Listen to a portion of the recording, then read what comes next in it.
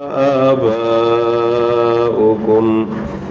قل الله ثم ذرهم في خوضهم يلعبون وهذا كتاب أنزلناه مبارك مصدق الذي بين يديه ولتنذر أم القرى ومن حولها والذين يؤمنون بالآخرة يؤمنون به وهم على صلاتهم يحافظون صدق الله مولانا العظيم.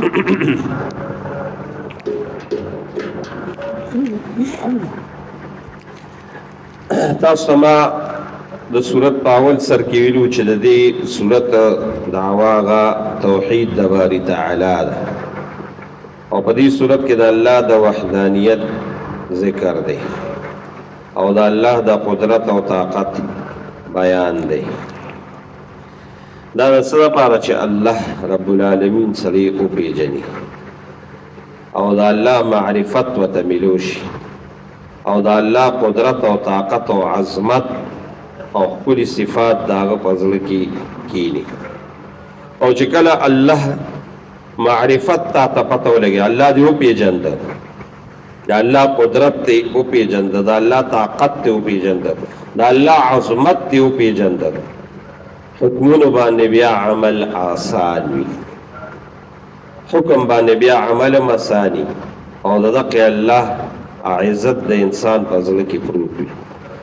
کفار او منکرین د الله عظمت او معرفت نو پېژندلې، دا غوی په زړه کې د الله معرفت او عظمت نو بعضې د خولې نه به ډېر غلط الفاظ ویستل، الله سره به کله شریکان پیدا کول او تاسو وینئ هغه اورېدل هم دي. کله به د الله متعلق په خولې باندې داسې غلطې خبرې وکړي چې من جمله د هغې نه دا ده چې بعضې به ووي د الله دپاره اولاد دی، د الله دپاره بچي دي. الله وایي دا دومره خطرناکه خبره دوی وکړه چې تکاد السماوات یتفطرن منه وتنشق الارض وتخر الجبال هدا. د الله دپاره اولاد ثابتول او د الله دپاره د اولاد ویل دا دومره خطرناک او سخته خبره ده، خو دا خبره دی په غرونو واچول نو تکاد السماوات یتفطرن منه وتنشق الارض ځمکه به اوښلېږي وتخر الجبال هدا، غرونه به زری زری شي، اسمان به وشلېږي. دومره دې ظالمانو به دا وي.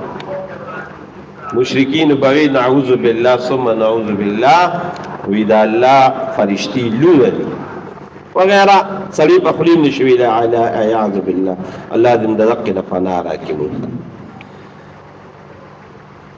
نو دا الله عظمت نو پېژندلې، نو د الله عظمت چې وی نه پېژنو بیا به په حکمونو باندې عمل هم نه کوو. نو چې قرآن به ورته بیا بیان کو، رسول الله به ورته بیان کو د قرآن، نو څه به وي؟ وی الله د قرآن نازل کړی نه دی، د کتاب یې نازل کړی نه دی په یو انسان باندې، په یو بشر باندې. نو الله رب العالمین دلته وی چې دوی قدر د الله او نه که څنګه چې د الله قدر پکار، او دوی دا وی چې یاره یو کس باندې قرآن کتاب نه نازل شوی، او خصوصا دا دغه یهودو وی. نو قل د دواړو جانو سردار ورته ووایه چې چا نازل کړی دی په موسی علیه السلام باندې کتاب چې هغه د نور او د هدایت نه ډکو د خلکو دپاره. نو تاسو بیا ولې هغه پاوړې نه کړ، څه ښکاره کړل د هغې خبرې او ډېرې پټې کړې. د تورات اکثر احکامات او د انجیل دوی به په ټوله تحریف به پکې کو، او تاسو ته خو هغه څیزونه ښودلی شو چې نه تاسو ته معلومه او نه ستاسو پلارانو ته. نو ورته وایي چې الله دا نازل کړی دی په پیغمبر علیه السلام باندې دا قرآن، او پرېږده دا جاهل خلک دي په دې خپلو خرمستو کې د الله رسول ته الله وایي پرېږده. او بیا په دې بل آیات کې الله رب العالمین چې دوی وایي اسم نه دی نازل کړي، نو د قرآن عظیم الشان او د قرآن هغه لوی مقام الله رب العالمین بیان کړي چې قرآن کوم کتاب دی او څنګه نازل شوی دی او دی کې څه دي. نو بیا الله رب العالمین دا هغې پکې بیان کړي. دې آیاتونو کې الله رب العالمین دې بیان کړي. وما قدر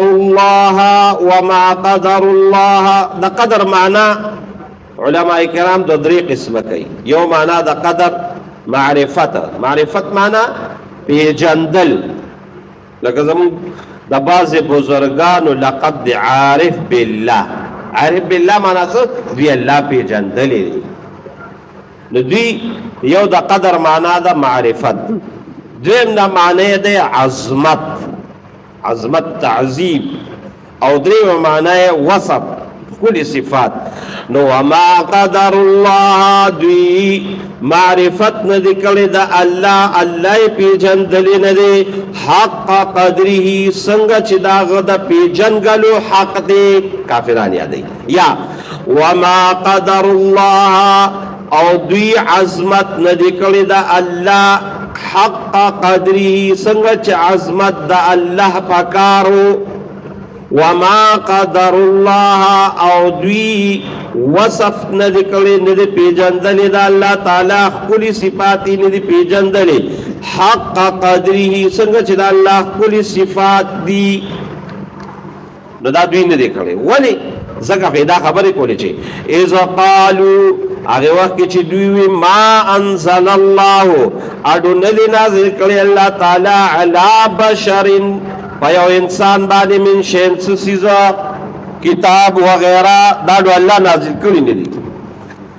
قل اے د دعاو جانو سردارا دوی ته وایي چې من انزل چا نازل کړی دی الکتاب کتاب الذی آغا جاء به چراول دی آغا موسی علیہ السلام چای کسو نورنا پکی رواوا دا ہدایت لوی رڼا و پکې ہدایت رڼا دی کنه پیجندل گل د الله د احکاماتو دي رڼا وي. نورن چن رڼا و هدن و هدایت للناس د ټولو خلقو د پاره. نو دوی داغه هدایت او داغه رڼا نه فایده وانه غشته بلکې څه چلیو کما ته ګور تجعلونه تاسو جو کلغا قراطیسا ټوکړي پاړې کړي تبدونا کار کول تاسو باز داوی حکمونه وتخفون كثيرا او پټولم ډیر حکمونه پټول با ګوتې به کې خو دي تحریف په پکې وکړو او خصوصا د رسول الله صلی الله علیه و آله وسلم د صفات متعلقه او کم چې مولیان او برویسیان او کم د راهبان به اوی وس چل کو اوی ودا سے چل کو چې کم احکامات نو د غریب د پاره خو بو او کو د خان د پاره نو ضرب بدل کړل نو ډیر به پټول وعلمتم او خودل شو تاسو ته ما احکامات لم تعلموا چې نو پتا تاسو ته انتم تاسو ته ولا اباؤکم نو تاسو پلارانو ته. نو دی وی چې کم چا نازل کړی دی نو تو وای چې قل الله نازل کړیو دغه کتاب. ثم ذرهم بیا پرید دوی فی خوضهم فخپل غلط بحثونو کی یلعبون چلو بکی پید پدی خرمستو کی لگیا دیوی او باتش قرآن نو دا قرآن متعلق اللہ ہوئی وهذا کتاب او دا کتاب چداستا مخطا پروت دے دا قرآن عظیم الشان دا کتاب ان کے دا تنوین دا پارد تعظیم دی یعنی دا عظیم الشان کتاب سد عظیم الشان کتاب دا غید عظمت اندازہ کو تاسو لگوے نو دا دین لگوے چھے انزلناہو اللہ ما نازل کرے دی اس دا اللہ ذات تا گورے دا اللہ علم تا گورے دا اللہ طاقت تا گورے دا اللہ قدرت تا گورے نو پتہ برتا دا اللہ دی کتاب دا عظمت پتہ برتا لی انزلناہو نازل کرے دی ما مبارکنا د برکت نه ډک کتاب دی، د برکت نه ډک کتاب دی. بلکې قرآن عظیم الشان هغه برکت خو په خپل ځای ډیر لوی دی، ډیر لوی.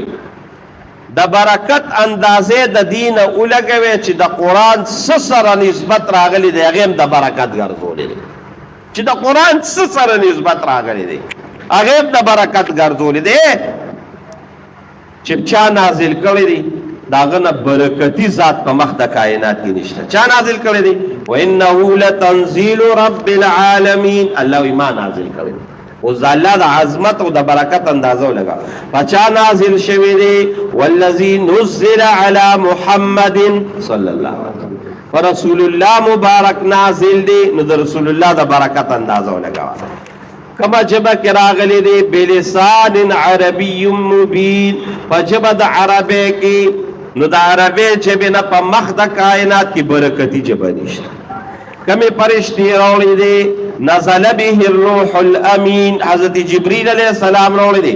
په تمامو پرشتو کې د جبریل علیہ السلام نه برکتی پرشته نشته.